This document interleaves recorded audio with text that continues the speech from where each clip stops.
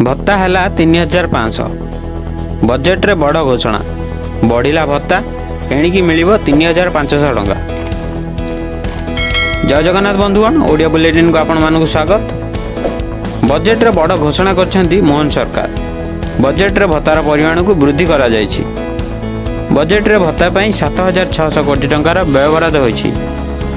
प्रथम पर्यायर 80 वर्ष अधिक वयस्क नागरिक और 80% रु कम होई नथिबा भिन्नक्षम व्यक्ति लगी उभय मधुबाबू पेंशन योजना और जातीय सुरक्षा भत्ता को 3500 टंका को वृद्धि करा जिवो।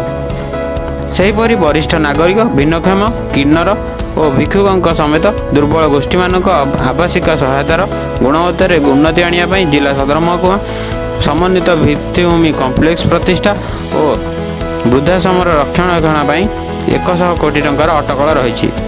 यह सब भिन्नक्षम कल्याण 302 कोटी टंका व्यवहार बेले सरकारी प्रतिष्ठान और भित्तिभूमि को से यातायात अनुकूल कराई 10 कोटी टंका व्यवहार प्रस्ताव रही। तो ये थिला बजेट ओडिशा बजेट गोटे बड़ घोषणा। भत्ता हो 3500 टंका। तो देखिले केउ मानकर बढ़ी।